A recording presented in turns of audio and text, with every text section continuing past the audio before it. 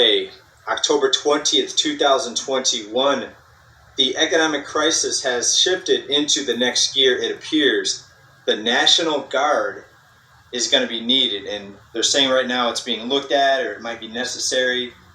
In my opinion, it's definitely going to be needed. The National Guard is going to be needed because of the freeze up in the U.S. economy, and what we're talking about is the shipping, the shortages, the supply chain disruptions, and everything that goes along with it. Let's talk about this first article right here.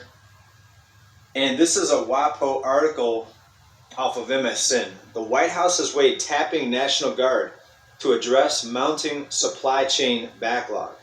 Well, here's the thing. It looks like they're going to have to do this. Now, we've already seen the National Guard helping out in different areas, even some food banks, for example, when the whole sickness came out. And so it's not something that's going to be that, shocking or unusual. But as things continue to get worse, we're going to see this type of thing happening in more areas. And now we're talking about the supply chains. Now, this article goes on to say it may not be necessary, etc., etc. But take a look at some other information here that's going to show us that things are going to get worse. There's no sign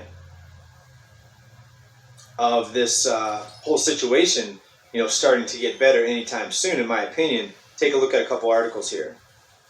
Remember when we first started seeing inflation, this was about a year ago now, and they said it was temporary, no problem, things are going to clear up. And we said on this channel, prepare, things are going to get worse. There's nothing being done to fix the situation. And look what's happening. Wall Street Journal, inflation is at a tipping point or approaching a tipping point at the grocery store. Right now, what does this mean? Well, stores have to raise prices to make up with the higher costs that they have to pay.